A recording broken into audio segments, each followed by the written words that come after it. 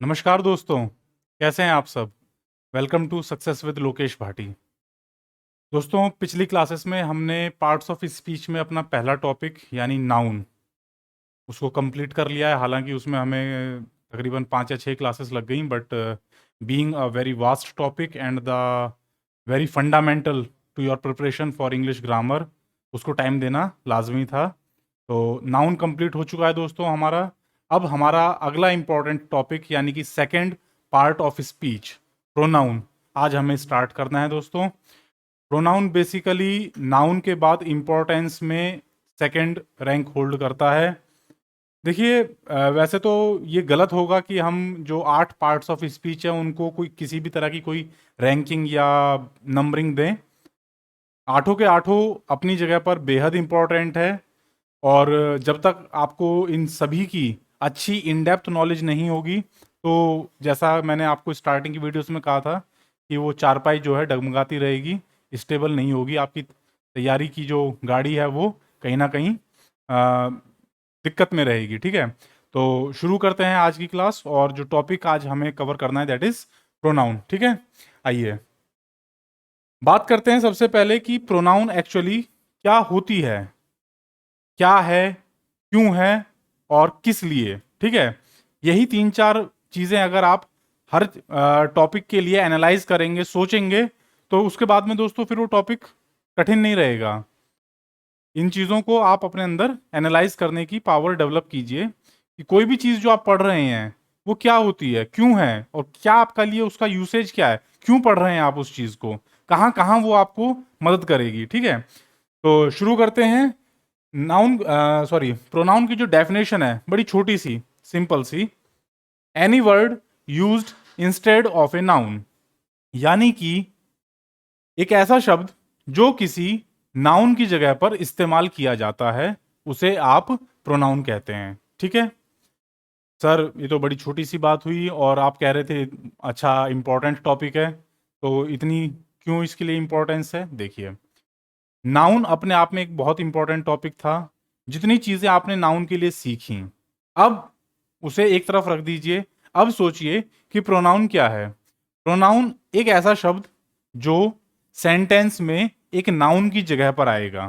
ठीक है, यहां पर एक ध्यान देने वाली बात यह है दोस्तों, मैंने जिस समय हम नाउन पढ़ रहे थे उस समय भी आपको बताया था कि इंग्लिश लैंग्वेज जब आप लिख रहे हैं या बोल रहे हैं, ठीक है, दोनों ही समय, writing as well as speaking, उस समय आपको एक चीज का ध्यान देना है कि अननेसेसरी रिपीटिशन नहीं होना चाहिए। ठीक है, कोई शब्द जो आपने एक दफा एक बार यूज कर दिया है उसको आपको दोबारा यूज करना है, तो उसका रिपीटिशन ना हो।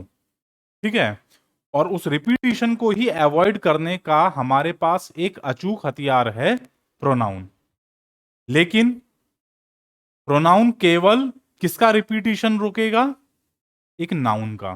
ठीक है, जो भी आपने नाउन इस्तेमाल की है उनका रिपीटिशन रोकने के लिए हमारे पास प्रोनाउन है। ठीक है, एक एग्जांपल से बात करते हैं। जैसे सपोज एक सेंटेंस लेता हूं, Mahesh is my friend, full stop. Mahesh मेरा दोस्त है। ठीक है, दूसरी बात, महेश लिव्स इन दिल्ली। ठीक है, ये दो सेंटेंस हैं दोस्तों। अब इनको अगर मुझे कंबाइन करना है तो मैं क्या कर सकता हूं सर? इस तरीके से लिख सकता हूं कि Mahesh is my friend and, and से जोड़ दीजिए, and Mahesh lives in Delhi. ठीक है, आपने दोनों सेंटेंसेस को दोस्तों जोड़ दिया है। अब एक आम साधारण आदमी जो इंग्लिश की बहुत ज़्यादा इन डेप्थ नॉलेज नहीं रखता है, उसे आप ये सेंटेंस बोलेंगे कि जी महेश मेरा दोस्त है और महेश दिल्ली में रहता है, तो उसे भी अजीब लगेगा। आप खुद सोचिए। इसकी बजाय आप आमतौर पर हिंदी में भी क्या इस्तेमाल करते हैं कि महेश मेरा दोस्त है और वो दिल्ली में रहता है ना। वो, आप दोबारा महेश के नाम इस्तेमाल करने की बजाय क्या इस्तेमाल करते हैं, वो या वह। ठीक है, ग्रामेटिकली हिंदी ग्रामर के हिसाब से वह शब्द इस्तेमाल करना चाहिए। आम बोलचाल में हम वो का इस्तेमाल कर लेते हैं।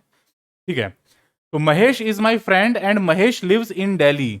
तो यहां क्या हो रहा है दोस्तों, ये जो महेश नाउन है ये आपकी रिपीट हो रही है। तो इस रिपीटिशन से बचने के लिए आप क्या कर सकते हैं, ऐसे इसको बनाओ कि Mahesh is my friend and, अब क्योंकि वो लड़का है तो उसके लिए ही लगा दीजिए, ही लिव्स इन दिल्ली। इसकी जगह पर कोई लड़की होती, Sita, Sita is my friend and she lives in Delhi. ठीक है, अगर महिला होती तो उसके लिए शी लगा देते।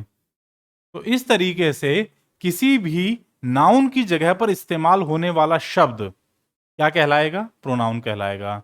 और उसका क्या मकसद होता है, उसका मकसद ये होता है कि नाउन का रिपीटिशन बचाया जा सके।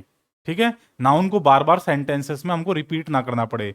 वो रिपीटिशन सेंटेंस के अंदर भी हो सकता है, सेंटेंस के बाहर भी हो सकता है। अगर हम पहले अपने दोनों सेंटेंसेस को देखें, सेंटेंस नंबर 1 और सेंटेंस नंबर 2, यहां पर भी आप इस रिपीटिशन को हटा सकते थे। आप क्या कर सकते थे, Mahesh is my friend full stop, he lives in Delhi. अगला सेंटेंस आप क्या लिखते, ही लिव्स इन दिल्ली, वो दिल्ली में रहता है। तो बेशक सेंटेंस के अंदर आपको रिपीटिशन बचाना है या सेंटेंस के बाहर रिपीटिशन बचाना है, आप प्रोनाउन का इस्तेमाल कर सकते हैं। हाँ, जब फर्स्ट टाइम आप नाउन का इस्तेमाल, जब पहली जगह आपको इस्तेमाल करना है तो वहां पर नाउन ही आएगी, वहां पर आप प्रोनाउन मत इस्तेमाल कर देना। अगर यहां पर भी हम ही का इस्तेमाल कर देते तो हमें पता ही नहीं चलेगा कि बात किसके लिए हो रही है। ठीक है, तो कहीं ना कहीं सबसे पहले आपको बताना होगा कि कौन सी नाउन की बात हो रही है। उसके बाद सब्सिक्वेंटली जो भी सेंटेंसेस आए वहां पर आप प्रोनाउन का इस्तेमाल कर सकते हैं। ठीक है, इज इट क्लियर।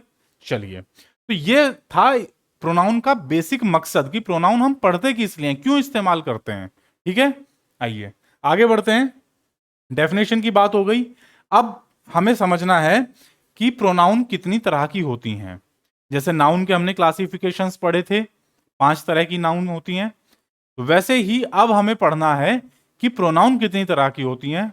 और ये थोड़ा सा लेंदी टॉपिक है दोस्तों। प्रोनाउन के टाइप्स थोड़े ज्यादा हैं, तकरीबन 11 टाइप्स हैं प्रोनाउन के। तो उनको हम एक एक करके इन डिटेल पढ़ेंगे। ठीक है, ये मत सोचेगा कि नहीं सर एक साथ सारे याद कर लें, क्या नहीं, वो थोड़ा कठिन हो जाएगा। एक एक टॉपिक उठाएंगे, उसको इन डेप्थ डिटेल से पढ़ेंगे। ठीक है, पहले एक बार नाम सुन लेते हैं सबके। कितनी तरह की प्रोनाउंस हैं आपके पास, आपके पास दोस्तों 11 तरह की प्रोनाउंस हैं। ठीक है, 11 टाइप्स।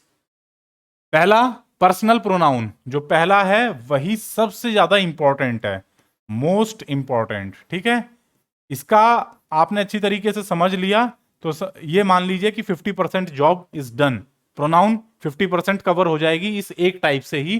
पर्सनल प्रोनाउन को अगर आपने अच्छी तरीके से समझ लिया। ठीक है, पर्सनल प्रोनाउन में आपके पास क्या क्या है, I, me, we, us, you, he, she, him, हर।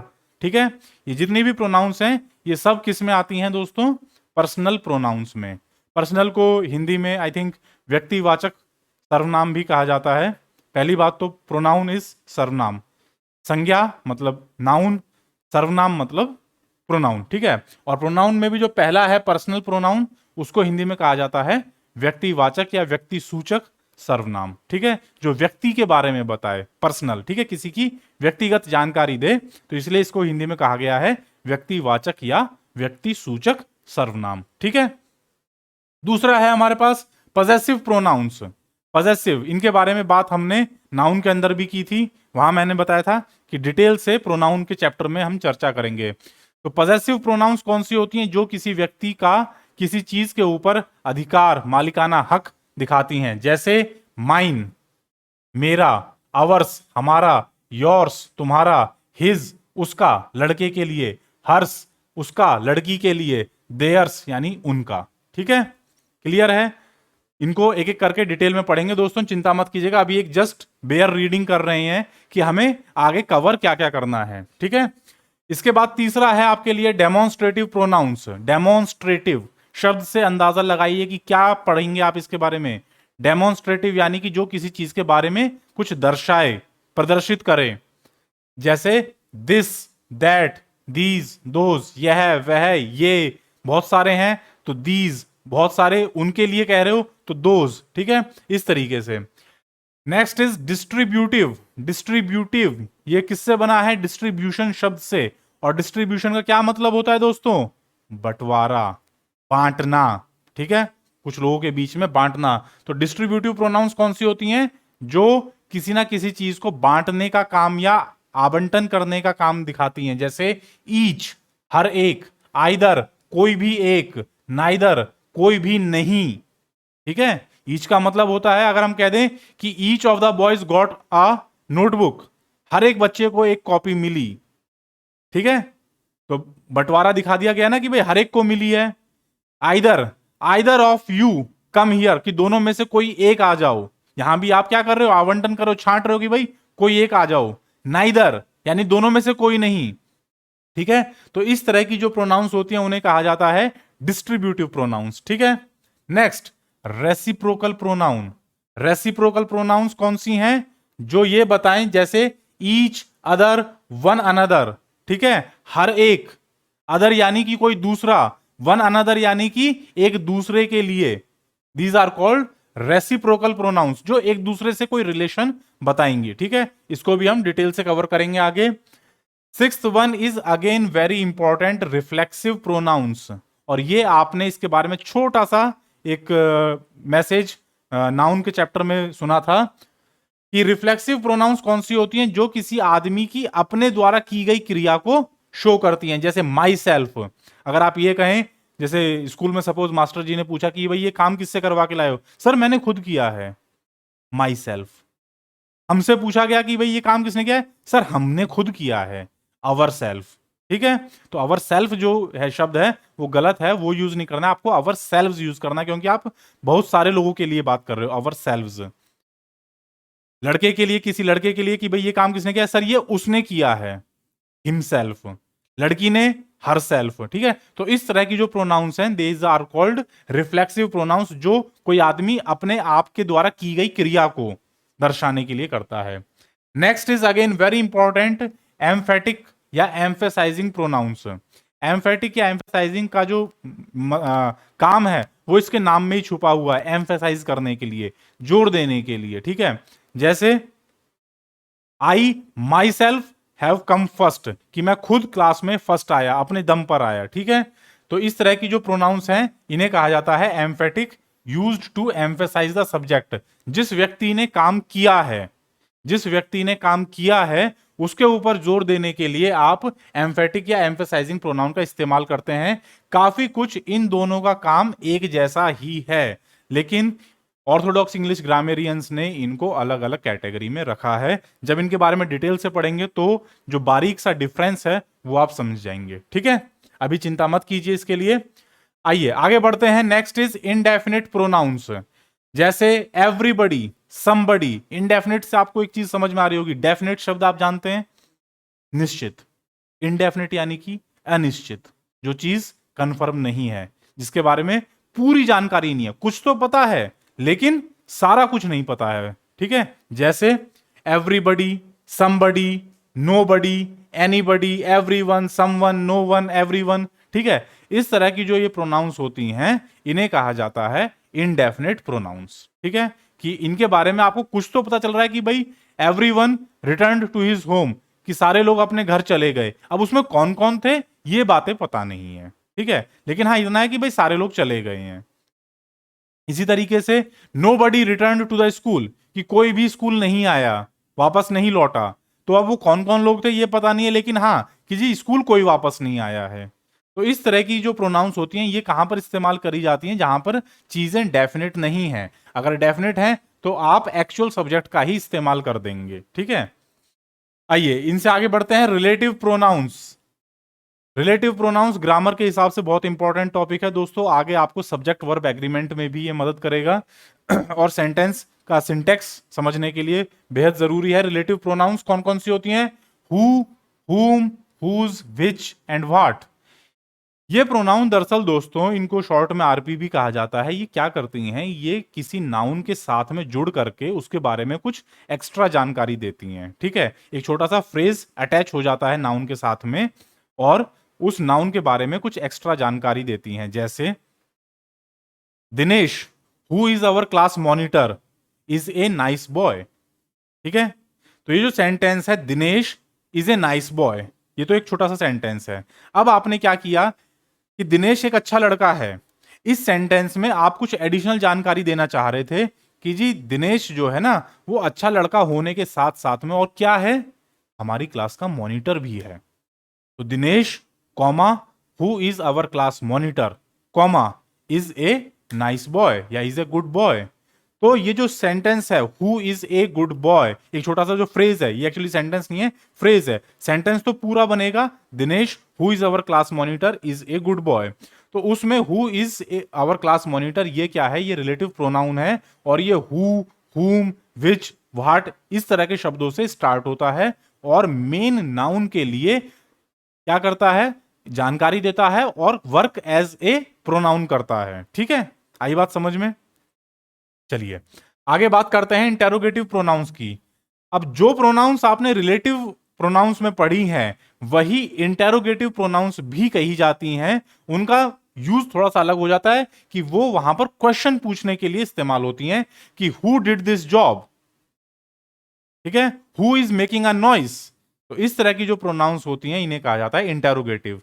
ध्यान देना, शब्द वही हैं जो रिलेटिव प्रोनाउन में इस्तेमाल हो रहा है वही इंटेरोगेटिव में भी यूज होगा, लेकिन रिलेटिव प्रोनाउन में वो क्वेश्चन मार्क नहीं लगेगा बल्कि नाउन के बारे में एक जानकारी दे रहा है। इंटेरोगेटिव में भी वही शब्द लगेंगे who, which, why, where, how, लेकिन यहां पर ये क्वेश्चन फॉर्म करेंगे। Who is making a noise, who is coming to the party tonight. ठीक है, या who came first in the class. तो इस तरीके के जो सेंटेंस बनेंगे ये क्वेश्चन फॉर्म में होते हैं। तो यहां पर ये जो WH वर्ड है ये क्या करेंगे? इंटेरोगेटिव प्रोनाउन का काम करेंगे। ठीक है, सवाल पूछने के लिए। चलिए आगे बात करते हैं last one, that is exclamatory pronouns. Exclamatory pronouns आपका 8वां पार्ट्स ऑफ स्पीच भी होता है एक्सक्लेमेटरी। ठीक है, तो क्या है कि कुछ ऐसे शब्द हैं जो एक्सक्लेमेटरी सेंटेंस बनाने में इस्तेमाल करे जाते हैं और उन्हें कहा जाता है एक्सक्लेमेटरी प्रोनाउंस। जैसे what, what a lovely weather. तो यहां पर जो व्हाट शब्द है ये एक्सक्लेमेटरी प्रोनाउन है। ठीक है, बजाय ये कहने की it is a pleasant weather, आप कह देते हैं व्हाट ए प्लीजेंट वेदर, कि कैसा सुहाना मौसम है। तो यहां पर जो व्हाट शब्द है ये एक्सक्लेमेटरी प्रोनाउन का काम कर रहा है, एक्चुअल सब्जेक्ट की जगह इस्तेमाल हुआ है, इसीलिए इसको प्रोनाउन कहा गया है। और क्या काम कर रहा है? विस्मयादि बोधक काम कर रहा है, आपका आश्चर्य, आपकी खुशी, आपका हर्ष दिखाने के लिए काम कर रहा है। तो इसलिए इसको क्या कहा गया है? कौन सी प्रोनाउन कहा गया है? एक्सक्लेमेटरी प्रोनाउन कहा गया है। ठीक है, क्लियर है दोस्तों? चलिए, तो ये तो बात हुई आपके 11 टाइप्स या काइंड्स ऑफ प्रोनाउंस की। इनको वन बाय वन हम डिटेल से स्टडी करेंगे। चलिए, तो आज स्टार्ट करते हैं पहला topic, that is personal pronouns. ठीक है, पर्सनल प्रोनाउन की जो कहानी है दोस्तों ये कहां से स्टार्ट होती है? देखो, आपने एक छोटी सी चीज तो समझ ली कि जो किसी भी व्यक्ति के लिए, ठीक है, किसी भी व्यक्ति के लिए जो प्रोनाउंस इस्तेमाल होंगी उन्हें हम कहेंगे पर्सनल प्रोनाउंस। सर, व्यक्तिवाचक, व्यक्ति सूचक, ये बात हमें समझ में आ गई। आगे बढ़िए। अब देखिए, जब हम नाउन्स पढ़ रहे थे तब हमने एक चीज सीखी थी कि नाउन के 3 पर्सन होते हैं। ठीक है, 3 पर्सन होते हैं, कैटेगरी होती हैं बेसिकली। कौन कौन सी sir? First person, second person और थर्ड पर्सन। ठीक है, फर्स्ट पर्सन में आई और वी आते हैं, सेकंड पर्सन में यू आता है, थर्ड पर्सन में sir he, she, they, it आते हैं। ये आपने जो अब तक पढ़ा है ये चीज उनके एग्जाम्पल्स हैं। वो होती क्या है? फर्स्ट पर्सन कौन होता है? फर्स्ट पर्सन में क्यों हमने आई और वी को रखा है? क्यों हमने आई और वी को सर सेकंड पर्सन या थर्ड पर्सन में नहीं रख दिया? उसका कारण क्या है? वो कारण आज समझेंगे। मैंने पीछे भी बताया था जब नाउन पढ़ रहे थे कि ये चीजें प्रोनाउन में डिटेल में डिस्कस होंगी। आइए समझते हैं। पहली बात तो ये कि पर्सनल प्रोनाउंस जो होती हैं ये तीनों पर्सन्स में यूज होती हैं। ठीक है, तीनों तरह के पर्सन्स में यूज होती हैं। अब देखिए हमारे पास फर्स्ट पर्सन जो होता है इसमें हमारे पास सिंगुलर, अगर एक व्यक्ति की बात हो रही है तो आई का इस्तेमाल करते हैं, प्लूरल कई सारों की बात है तो वी का इस्तेमाल करते हैं। ये वाला चार्ट आप ऑलरेडी पढ़ चुके हैं, सुन चुके हैं, समझ चुके हैं, लेकिन फिर भी मैं एक बार रिवाइज करवा देता हूं क्योंकि अब ये हमारा करंट टॉपिक है। सेकंड पर्सन में हमारे पास केवल एक ही चीज है, यू, तुम। आई का मतलब मैं, वी दैट इज हम। यू का मतलब तुम।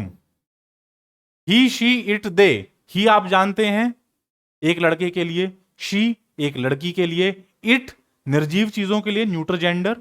ठीक है, और दे तुम बहुत सारे, उसमें कई सारे लड़के हो सकते हैं या कई सारी लड़कियां हो सकती हैं या कई सारे लड़के प्लस लड़कियां भी हो सकती हैं। ठीक है, ग्रुप है तो उनके लिए हम दे का इस्तेमाल करते हैं। अब बात करते हैं कि ये जो फर्स्ट पर्सन सर चीज है ये होती क्या है। फर्स्ट पर्सन बेसिकली दोस्तों क्या है कि जब कोई काम होता है तो उस काम के बारे में बात होगी। ठीक है, सपोज यहां पर एक चिट्ठी लिखी जा रही है। ठीक है, अब ये जो काम है चिट्ठी लिखने का, लेटर लिखने का, ठीक है, इसको कोई व्यक्ति कर रहा होगा। वो जो आदमी काम करने वाला है उसे आप कहते हैं सब्जेक्ट। ठीक है, जिस चीज के ऊपर काम होता है उसे कहते हैं ऑब्जेक्ट। तो काम क्या हो रहा है सर, लिखने का।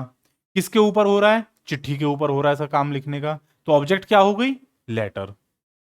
सब्जेक्ट क्या हो गया, कौन काम कर रहा है सर, कोई भी व्यक्ति हो सकता है। वो राम हो सकता है, श्याम हो सकता है, दिनेश हो सकता है, महेश हो सकता है, मैं हो सकता हूं, आप हो सकते हैं, बहुत सारे लड़के हो सकते हैं, बहुत सारी लड़कियां हो सकते हैं, कोई भी एक्स वाई जेड बैठ करके वो चिट्ठी लिख सकता है। ठीक है, तो जो भी लिख रहा है वो सब्जेक्ट है, जिस चीज के ऊपर लिखा जा रहा है वो ऑब्जेक्ट हो गई। ठीक है, अब बात करते हैं सर पर्सन। ये जो काम है लिखने का, इसको अब हम बताएंगे, किसी व्यक्ति को बताएंगे। ठीक है, कि भाई एक चिट्ठी लिखी जा रही थी या एक चिट्ठी लिखी गई है।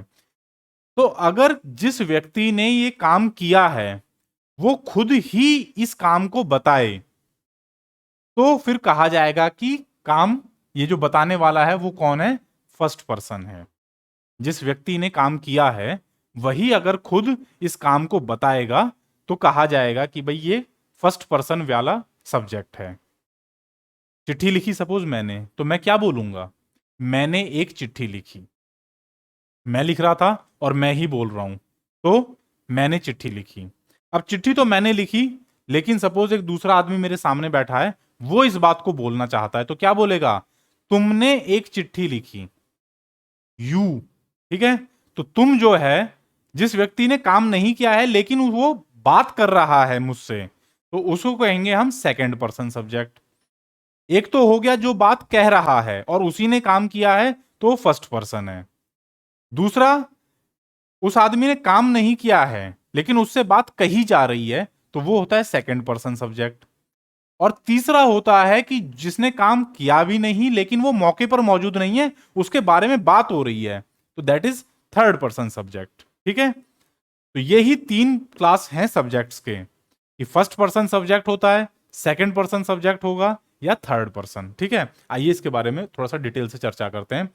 The pronouns which are used for the person who is speaking, जो व्यक्ति बात बोल रहा है उसके लिए जो प्रोनाउंस इस्तेमाल होंगी, क्योंकि बोलना इंपॉर्टेंट है, काम तो हो गया, अब उसके बारे में कौन बता रहा है, जो खुद बोल रहा है व्यक्ति, उसके लिए जो प्रोनाउंस लगेंगी वो कौन कौन सी होती हैं, उन्हें कहा जाता है फर्स्ट पर्सन प्रोनाउंस। ठीक है, फर्स्ट पर्सन सब्जेक्ट के लिए सर फर्स्ट पर्सन प्रोनाउन लगेंगी, सीधी सिंपल बात है। ठीक है, तो फर्स्ट पर्सन प्रोनाउन कौन सी होती हैं सर, ये उन नाउन्स के लिए या उस व्यक्ति के लिए इस्तेमाल होती हैं जो व्यक्ति बोल रहा है। ये बहुत इंपॉर्टेंट है, हु इज स्पीकिंग, जो बोल रहा है उसके लिए जो प्रोनाउन इस्तेमाल होगी वो कहलाएगी फर्स्ट पर्सन प्रोनाउन। अगर मैं कोई बात कहूंगा तो मैंने ये काम किया, हमने ये काम किया, मैंने फर्स्ट प्राइज जीता, हमने वर्ल्ड कप जीता, मैं कल दिल्ली गया, ठीक है, बोल भी मैं रहा हूं और अपने लिए बोल रहा हूं, तो मैं या हम का इस्तेमाल किया जाएगा, ठीक है। यानी कि जो व्यक्ति बोल रहा है उसके लिए जो प्रोनाउन इस्तेमाल होंगी वो फर्स्ट पर्सन प्रोनाउन होती हैं। अब यहां पर जल्दी से एक चीज समझ लीजिए कि अगर एक वचन है तो आई का इस्तेमाल होगा, बहुत सारे हैं तो वी का इस्तेमाल होगा, हम, ठीक है। अब इसके लिए नॉमिनेटिव केस, सर ये नॉमिनेटिव केस तो जाना पहचाना सा लग रहा है, यस आपने नाउन में पढ़ा था, केस ऑफ नाउन्स में नॉमिनेटिव केस, ठीक है। नॉमिनेटिव केस यानी कि जब ये व्यक्ति काम करता है, I am going to Delhi, we are going to Pune, तो ये लोग काम कर रहे हैं ना, ये दिल्ली जा रहे हैं या मैं दिल्ली जा रहा हूं, तो जब ये लोग सब्जेक्ट के रूप में काम कर रहे हैं तो कहलाएंगे नॉमिनेटिव केस। और वहां पर आप क्या इस्तेमाल करते हैं, आई का इस्तेमाल करते हैं और वी का इस्तेमाल करते हैं। अच्छा, ऐसा भी हो सकता है कि बात तो मैं या हम बोल रहे हैं लेकिन हमने काम नहीं किया, हमारे ऊपर कोई काम हुआ है। दिनेश गेव मी ए वॉच, दिनेश ने मुझे एक घड़ी दी। अब देखिए काम किसने किया है, दिनेश ने किया सर। क्या किया, घड़ी देने का काम किया।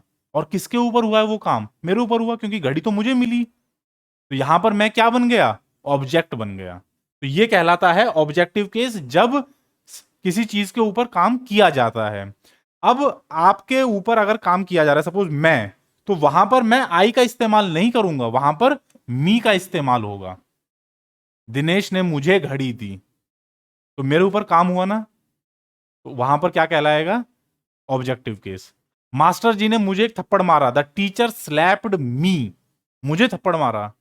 द टीचर स्लैप्ड अस, हम कई सारे थे, उनको थप्पड़ मारा। द टीचर स्लैप्ड अस, तो यहां पर हमने काम नहीं किया, काम तो मास्टर जी ने कर दिया थप्पड़ मारने का। किसके ऊपर हुआ, हमारे ऊपर हुआ। तो यहां पर हम क्या बन जाएगा, ऑब्जेक्टिव केस। ऑब्जेक्टिव केस में आप वी का इस्तेमाल नहीं करोगे, इसी का ऑब्जेक्टिव केस बन जाता है अस, द टीचर स्लैप्ड अस, ठीक है। यही जो सब्जेक्ट है, जब ये काम करेंगे तो आई और वी का इस्तेमाल होगा। जब इनके ऊपर काम होगा तो ये क्या बन जाएंगे, मी या फिर अस, और इनको कहा जाता है ऑब्जेक्टिव केस, फर्स्ट पर्सन का ऑब्जेक्टिव केस। ये फर्स्ट पर्सन के ऑब्जेक्टिव केस हैं, ये फर्स्ट पर्सन का नॉमिनेटिव केस है या सब्जेक्टिव केस है, ठीक है। अब यहां तक की कहानी क्लियर। अब इसके बाद में लास्ट इंपॉर्टेंट चीज आती है कि पॉजेसिव केस में कैसे बनाना है सर।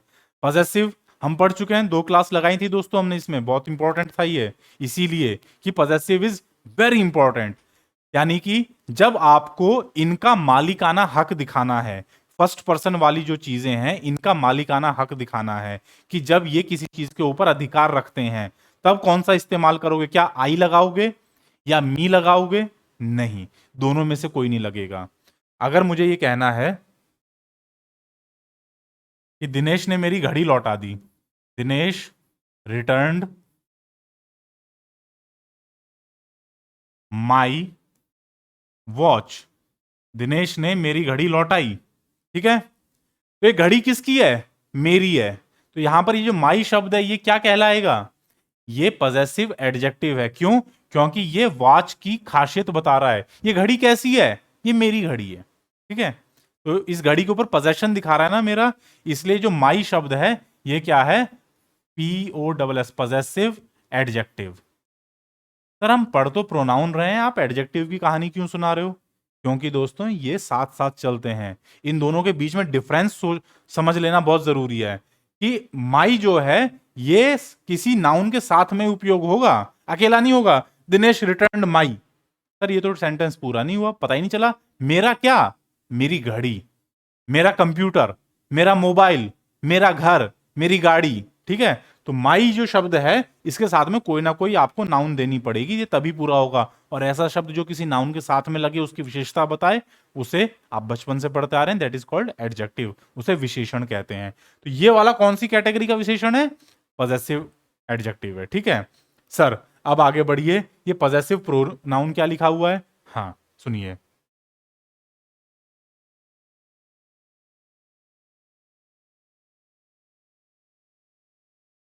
दिनकर्स वॉच is costlier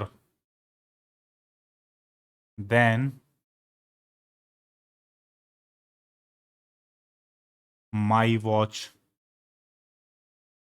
आप कहना चाहते हो कि दिनकर की जो घड़ी है वो मेरी घड़ी से कीमती है, ठीक है। तो यहां पर आपने क्या इस्तेमाल कर लिया, पजेसिव एडजेक्टिव, माई वॉच, ठीक है। इसकी बजाय आप एक चीज और इस्तेमाल कर सकते थे, अगर आप माई वॉच नहीं कहना चाहते हो, then mine, full stop. Mine के साथ में फिर आपको वॉच लगाने की जरूरत नहीं है। Dinkar's watch is costlier than mine, Dinkar की घड़ी मेरी घड़ी से कीमती है, ठीक है। और ये जो माइन शब्द है ये किसके लिए इस्तेमाल हो गया, इस वॉच के लिए इस्तेमाल हो गया, इस नाउन के लिए इस्तेमाल हो गया, तो इसीलिए क्या कहलाएगा, प्रोनाउन कहलाएगा। और कौन सा वाला प्रोनाउन कहलाएगा, पजेसिव प्रोनाउन कहलाएगा। क्यों, क्योंकि ये घड़ी के ऊपर मेरा मालिकाना हक दिखा रहा है ये शब्द, ठीक है। तो ऐसी जो प्रोनाउन है जो आपका मालिकाना हक दिखाती हैं वो कहलाती हैं पजेसिव प्रोनाउंस। और ऐसे जो एडजेक्टिव हैं जो आपका मालिकाना हक दिखाते हैं वो कहलाते हैं पजेसिव एडजेक्टिव। अब देखिए, जहां पर आपको नाउन के साथ में इस्तेमाल करना है तो माई यूज करोगे, बिना नाउन के इस्तेमाल करना है तो माइन यूज करोगे, ठीक है। ये डिफरेंस है पजेसिव एडजेक्टिव और पजेसिव प्रोनाउन, इसीलिए इनको साथ साथ पढ़ा रहा हूं कि समझते जाइए कहां पर माई लगना है, कहां पर माइन लगना है। इसी तरीके से अभी तो बात करी हमने मैं की, मेरी घड़ी, ठीक है। अब बात करते हैं हम, हमारी टीम उनकी टीम से कमजोर है, our team is weaker than their team, ठीक है। या ये कह लें, चलिए एक इसको इरेज कर देते हैं, आवर का एक एग्जांपल लेते हैं। देखिए,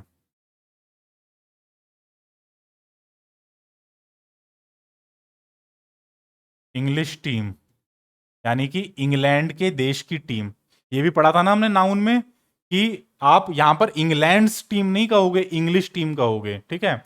इंग्लिश टीम इज वीकर, हम क्यों कहें उनकी टीम हमसे मजबूत है, भाई इंडिया की टीम से कमजोर कहेंगे, ठीक है। English team is weaker than our team, हमारी टीम से कमजोर है, English team is weaker than our team, ठीक है। तो यहां पर आप कंपैरिजन कर रहे हो, और ये जो शब्द है आवर, ये क्या दिखा रहा है, टीम के ऊपर हमारा पोजेशन, भाई हमारी टीम है, हम क्योंकि इस देश के नागरिक हैं तो कोई भी कह सकता है भाई हमारी टीम है, आवर टीम, पोजेशन दिखा रहा है। तो कैसा बन गया ये, पॉजेसिव एडजेक्टिव बन गया सर, ठीक है। ये क्या बन गया, पॉजेसिव एडजेक्टिव बन गया सर, टीम के ऊपर मालिकाना हक दिखा रहा है। इसकी बजाय आप ये भी कह सकते थे, आवर टीम लिखने की बजाय English team is weaker then hours, English team is weaker then hours. तो ये जो शब्द है केवल आवर्स, ये आपको क्या बता रहा है, ये आपको इससे कंपैरिजन करवा रहा है सर, इंग्लिश टीम के मुकाबले में हमारी टीम मजबूत है, इंग्लिश टीम कमजोर है। तो यहां पर जो शब्द आपको अपने आप दिमाग में लाना है वो टीम होगा कि आवर टीम, हमारी टीम, ठीक है। ये मत सोच लेना English team is weaker than our family, भाई टीम का मुकाबला टीम से ही होगा, फैमिली का मुकाबला फैमिली से होगा, ठीक है। तो ये समझ लीजिए, जहां कहीं पॉजेसिव प्रोनाउन अगर आपको मिलता है तो ये जिसके कंपैरिजन में वही चीज सोचनी है आपको, ठीक है। इंग्लिश टीम का मुकाबला हमारी टीम से, इंग्लिश फैमिली का मुकाबला हमारी फैमिली से, ठीक है। इंग्लैंड के लोगों का मुकाबला हिंदुस्तान के लोगों से, ठीक है। तो इस तरीके से आपको ये समझ लेना है। तो जब आप वी का इस्तेमाल करते हो तो पॉजेसिव एडजेक्टिव में आपको आवर मिलता है, ठीक है। और जब आप पॉजेसिव प्रोनाउन का इस्तेमाल करोगे तो आपको आवर्स मिलेगा, ठीक है। ये कहानी क्लियर है, ये बहुत इंपॉर्टेंट है दोस्तों। ये जो हमने टॉपिक अभी पढ़ा है कि फर्स्ट पर्सन में आपके पास दो प्रोनाउन होती हैं, कौन कौन सी, आई और वी। अगर एक वचन है तो आप आई का इस्तेमाल करते हो, बहुत सारे हैं तो वी का इस्तेमाल करते हैं, ठीक है। नॉमिनेटिव केस, जब इन्होंने ही काम किया तो आई और वी लगाते हैं, जब इनके ऊपर काम होता है यानी कि ये ऑब्जेक्ट बन जाते हैं तब आप क्या यूज करोगे, मी या अस का इस्तेमाल करोगे। जब आपको इनका मालिकाना हक शो करना है, अगर एडजेक्टिव के रूप में कर रहे हो तो माई और आवर का प्रयोग करोगे, और अगर आपको प्रोनाउन के रूप में यूज करना है तो माइन और आवर्स का यूज करोगे, ठीक है। ये बात है फर्स्ट पर्सन प्रोनाउंस की, ठीक है। इसके बाद में next second person pronoun. First person में कौन से थे? जो बोल रहे हैं, ठीक है, जो बोल रहा है व्यक्ति, उसके लिए कौन सी प्रोनाउन यूज करोगे? अब these pronouns are used for the person who is listening, जो व्यक्ति सुन रहा है या जिससे बात कही जा रही है, उसके लिए कौन सी प्रोनाउन यूज करते हो? उसके लिए आप यूज करते हो यू। चाहे सिंगुलर है, मैं एक व्यक्ति से बोल रहा हूं तो भी यू का इस्तेमाल करूंगा, बहुत सारे लोग हैं तब भी मैं यू का इस्तेमाल करूंगा। सिंगुलर हो चाहे प्लूरल हो, आप यू का इस्तेमाल करेंगे, ठीक है। अब सर यू के अंदर की कहानी, हाँ, अगर मैं जिस व्यक्ति से बोल रहा हूं उसने काम किया है तो वो कहलाएगा नॉमिनेटिव केस में। You have broken the glass, तुमने कांच तोड़ा है, तो काम किसने किया? तुमने, ठीक है, उसके लिए मैं यू का इस्तेमाल करूंगा। अगर जिसको मैं बात कह रहा हूं उसके ऊपर काम हुआ है तो कहलाएगा objective case. The teacher slapped you in front of the class, master ji ने पूरी क्लास के सामने तुमको चांटा मारा। तो अब काम क्या हुआ है? चांटा मारने का। करने वाला कौन है? मास्टर जी। किसके ऊपर हुआ है? चांटा लगा किसको? तुमको। तो ऑब्जेक्ट कौन हुआ? तुम, ठीक है। तो ऑब्जेक्टिव केस में भी ये यू ही रहेगा। अब चाहे एक को मारा है तो भी यू कहेंगे हम, बहुत सारे थे लड़के जिनको चांटा लगा तो भी यू कहेंगे। The teacher slapped you in front of the class. Use मत कर देना, यूज कोई वर्ड नहीं है, ठीक है। चाहे इन्होंने काम किया, ये नॉमिनेटिव केस में थे तब भी यू रहेगा, चाहे सिंगुलर चाहे प्लूरल। अगर इनके ऊपर काम हुआ, ऑब्जेक्टिव केस में आ गए, तब भी आप सिंगुलर प्लूरल दोनों में यू का इस्तेमाल करेंगे। अब इंपॉर्टेंट चीज, अगर आपको पोजेशन दिखाना है, ठीक है, यानी कि इनके ऊपर मालिकाना हक दिखाना है, मैंने तुम्हारी घड़ी ले ली, I have taken your watch, तुम्हारी घड़ी, ठीक है। अब भाई मैं जिस व्यक्ति से कह रहा हूं उसी की घड़ी ली है ना, मैंने तुम्हारी घड़ी ले ली, I have taken your watch, तुम्हारी घड़ी, I have taken your watch. तो अब देखिए, घड़ी के ऊपर इसका पोजेशन दिख रहा है, भाई घड़ी किसकी है? तुम्हारी है, तो उसके लिए कौन सा शब्द यूज किया आपने? योर। अब ये इसका खासियत बता रहा है, घड़ी की खासियत क्या है? ये तुम्हारी घड़ी है, ठीक है। तो पोजेशन भी बता दिया और विशेषता भी बता दी, इसलिए इसको कहते हैं हम पॉजेसिव एडजेक्टिव, ठीक है। क्लियर है मेरी बात? अब सर पॉजेसिव प्रोनाउन, इसकी जगह पर अगर मुझे पॉजेसिव प्रोनाउन इस्तेमाल करनी है तो my watch is better, change कर लेते हैं थोड़ा सा, माई वॉच इज बेटर देन, क्या लिख सकते थे? योर वॉच भी कह लेते, लेकिन सर योर वॉच लिखेंगे तो क्या होगा? एक तो यहां पर सर हमने पॉजेसिव एडजेक्टिव इस्तेमाल कर लिया, दूसरी बात सर रिपीटिशन हो रहा है, यहां भी घड़ी वहां भी घड़ी, तो उसको अवॉइड करने के लिए क्या कर सकते हैं? इसको हटाइए और योर्स का इस्तेमाल कर दीजिए। माई watch is better then yours, मेरी घड़ी तुम्हारी घड़ी से बेहतर है, ठीक है। तो यहां पर अब ये बिना नाउन के आ रहा है, इसने नाउन को रिप्लेस कर दिया, इस शब्द ने, योर्स ने योर वॉच को रिप्लेस कर दिया, इसीलिए ये क्या कहलाएगा? पॉजेसिव प्रोनाउन, ठीक है। इसको आप कहेंगे पॉजेसिव प्रोनाउन, ठीक है। ऐसा शब्द जो एक नाउन की जगह पर आया है। अब देखिए, आप दोबारा वॉच का इस्तेमाल नहीं कर रहे हो, इसीलिए इसको आप क्या कहोगे? पॉजेसिव प्रोनाउन कहोगे। पोजेशन दिखा रहा है तुम्हारी घड़ी, लिखा नहीं है, लेकिन आपको समझ लेना है कि यहां पर कंपैरिजन किससे हो रहा है? घड़ी से। तो मेरी घड़ी और तुम्हारी घड़ी, इन्हीं के बीच में कंपैरिजन हो रहा है। मेरी घड़ी का कंपैरिजन आप अपने कंप्यूटर से तो कर ही नहीं सकते हो सर, हो ही नहीं सकता, ठीक है। तो इसीलिए माई watch is better then yours, this is possessive pronoun, ठीक है। यू की कहानी समझ में आ गई? ये काफी कुछ सिमिलर चलता है नॉमिनेटिव केस में भी, ऑब्जेक्टिव केस में भी, सिंगुलर के लिए भी, प्लूरल के लिए भी। बस जब पॉजेसिव की बात आती है तब थोड़ा सा माइन्यूट डिफरेंस है, वो आपको ध्यान देना है, ठीक है। चाहे पॉजेसिव एडजेक्टिव सिंगुलर के लिए तो भी योर लगेगा, प्लूरल के लिए तो भी योर लगेगा। हाँ, जब प्रोनाउन की बात होगी, पॉजेसिव प्रोनाउन की, तब योर्स लगता है सिंगुलर में भी और प्लूरल में भी, ठीक है, इस चीज को अच्छी तरीके से सेंटेंस बना बना करके दोस्तों सोचिएगा, तो ये आजीवन के लिए आपको याद हो जाएगा, फिर कभी इसमें कोई डाउट नहीं आएगा। ठीक है, आइए आगे बात करते हैं। नेक्स्ट, तीसरा यानी कि थर्ड पर्सन। ये थर्ड पर्सन क्या कहानी है सर? थर्ड पर्सन वो व्यक्ति है, the pronouns which are used for the person who is being spoken about, जिसके बारे में बात हो रही है।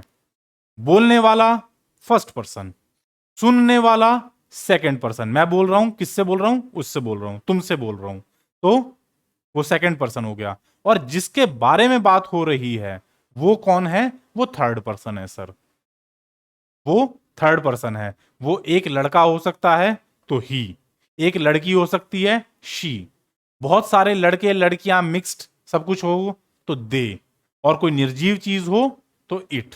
ठीक है, ये चार प्रोनाउन इसमें आपको पढ़नी है। इन्होंने काम किया तो नॉमिनेटिव केस, उसने ग्लास तोड़ा, ही ब्रोक द ग्लास। काम क्या हुआ? ग्लास टूटने का। किसने किया? उसने किया। सोचिए, अगर वो व्यक्ति यहां पर इस समय खड़ा होता तो आप क्या कहते? तुमने ग्लास तोड़ा। ठीक है, अगर वो व्यक्ति जिसने ग्लास तोड़ा वो यहां पर मौके पे मौजूद होता तो क्या कहते? तुमने ग्लास तोड़ा। लेकिन वो यहां पर मौजूद नहीं है जिस समय बात कही जा रही है, इसीलिए मैंने ये लिखा है कि ये प्रोनाउंस उनके लिए इस्तेमाल होती हैं जिनके बारे में बात हो रही है। वो व्यक्ति यहां पर मौजूद नहीं है। उसने ग्लास तोड़ा, ही ब्रोक द ग्लास। कोई लड़की होती तो शी ब्रोक द ग्लास, उसने कांच तोड़ा। बहुत सारे लोग होते, दे ब्रोक द ग्लास। या कोई निर्जीव चीज होती जैसे कोई कीड़ा मकोड़ा छोटा, ठीक है, इट ब्रोक द ग्लास, इस तरीके से। तो वो चीजें जो मौके पर मौजूद नहीं है और उनके बारे में बात हो रही है, तो उन्हें आप कहते हैं थर्ड पर्सन। अब अगर उन्होंने काम किया है तो वो नॉमिनेटिव केस में आएंगे, ही शी इट दे। अगर उनके ऊपर काम हुआ है, जैसे वही सेंटेंस हम ले, टीचर ने, मास्टर जी ने उसको थप्पड़ मारा, द टीचर स्लैप्ड हिम। काम उसके ऊपर हुआ ना, अगर लड़का था तो द टीचर स्लैप्ड हिम, लड़के को थप्पड़ मारा उसको। द टीचर स्लैप्ड हर, किसी लड़की को थप्पड़ मारा तो द टीचर स्लैप्ड हर, और वो लड़की अभी जब बात हो रही है तब मौके पर मौजूद नहीं है। बहुत सारे लोग थे जिनको थप्पड़ लगा, द टीचर स्लैप्ड दैम, उनको, द टीचर स्लैप्ड दैम। और अगर कोई निर्जीव चीज के ऊपर कोई काम हुआ है, जैसे कोई बॉल है या कोई बैट है, the he broke the bat या ही ब्रोक इट। ठीक है, जिस चीज के ऊपर काम हुआ तो वो इट का इस्तेमाल वहां पर किया जाएगा। ठीक है, ये ऑब्जेक्टिव केस है, यानी कि यहां पर इनके ऊपर काम हुआ। नॉमिनेटिव केस में इन्होंने काम किया। ठीक है, अब again last and very important, possessive. Possessive adjective अगर हमें लेना है, जैसे मैंने उसकी घड़ी लौटा दी, आई रिटर्न्ड हिज वॉच। तो ये हिज क्या बता रहा है? अगेन सेम फॉर्मूला, वॉच के ऊपर इसका पोजेशन बता रहा है। ये घड़ी किसकी है? उसकी है। किसी लड़की की होती तो आई रिटर्न्ड हर वॉच, मैंने उसकी घड़ी लौटा दी। अगर बहुत सारे लोग होते तो आई रिटर्न्ड देयर वॉच। ये सभी क्या हो रहा, बात चल रही है दोस्तों, पजेसिव एडजेक्टिव्स की। क्यों? क्योंकि एक नाउन के साथ में आकर के उसकी विशेषता बता रहे हैं और साथ के साथ पोजेशन भी दिखा रहे हैं, मालिकाना हक बता रहे हैं। ठीक है, और अगर कोई निर्जीव चीज तो उसके लिए इट्स का इस्तेमाल करेंगे आप, निर्जीव चीज के लिए इट्स का इस्तेमाल करेंगे। ठीक है, जैसे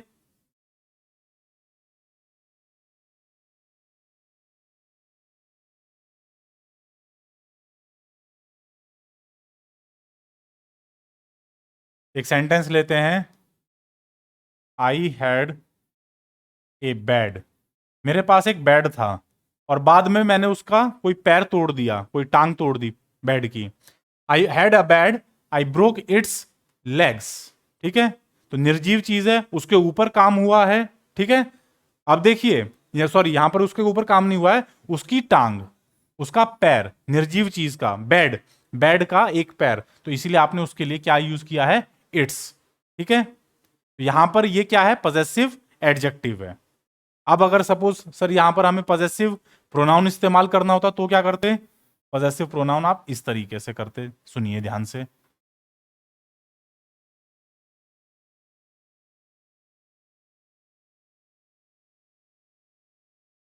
माई वॉच इज बेटर देन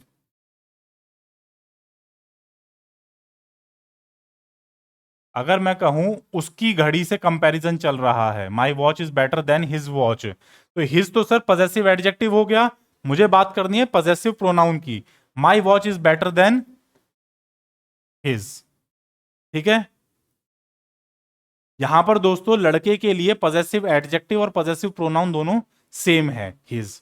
अगर लड़की की घड़ी से कंपैरिजन करते तो my watch is better than hers, यहां पर फर्क है। पजेसिव एडजेक्टिव लड़की के लिए हर है, प्रोनाउन हर्स है, ठीक है। My watch is better than hers.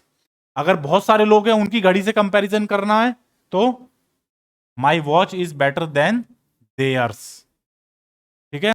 My watch is better than theirs. Adjective their था, देयर वॉच। अगर देयर वॉच नहीं यूज करना है तो केवल देयर्स का इस्तेमाल करेंगे, ठीक है।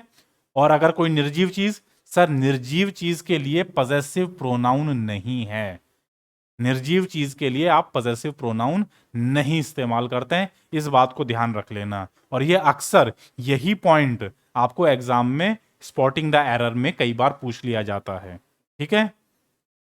वहां पर कई बार वो कुछ उलझुल चीज लिख देगा और इट्स लेग्स कर देगा और कहेगा कि ये रिलेटिव प्रोनाउन है। नहीं सर, ये रिलेटिव सॉरी पजेसिव प्रोनाउन नहीं सर, ये पजेसिव एडजेक्टिव है। इट्स जो है ये पजेसिव एडजेक्टिव है, पजेसिव प्रोनाउन इट का बनता ही नहीं है, ठीक है। क्लियर है मेरी बात? तो यहां पर बात खत्म होती है थर्ड पर्सन की, ठीक है। चलिए, तो आज की कहानी दोस्तों यहीं तक रहेगी। ये बात हो गई अब पर्सनल प्रोनाउंस की। पर्सनल प्रोनाउंस के अंदर हमने जो तीनों पर्सन हैं, फर्स्ट पर्सन, सेकंड पर्सन और थर्ड पर्सन, उनकी कहानी समझ ली है। अब नेक्स्ट क्लास में इससे रिलेटेड कुछ इंपॉर्टेंट रूल्स हम लोग डिस्कस करेंगे, ठीक है। और तब तक आप जो आज की क्लास में टॉपिक कवर हुआ है इसको अच्छी तरीके से रियल लाइफ एग्जांपल्स से कोरिलेट करके देखिएगा। जहां कहीं डाउट लगे वहां पर कमेंट सेक्शन में अपनी प्रॉब्लम डिस्कस कर सकते हैं। आपको साथ ही साथ थंबनेल्स पर व्हाट्सएप और टेलीग्राम नंबर मैं शेयर कर रहा हूं। अगर कोई जेन्युइन प्रॉब्लम है तो आप व्हाट्सएप या टेलीग्राम भी कर सकते हैं। प्लीज कॉल मत कीजिएगा, कॉल शायद आंसर ना हो पाए, बट आप अपनी प्रॉब्लम व्हाट्सएप पर या टेलीग्राम पर जरूर शेयर कर सकते हैं। मैं पूरी कोशिश करूंगा जवाब देने की, जितना जल्दी से जल्दी हो सके, ठीक है दोस्तों। तो आज की क्लास को यहीं विराम देते हैं। धन्यवाद, जय हिंद, नमस्कार।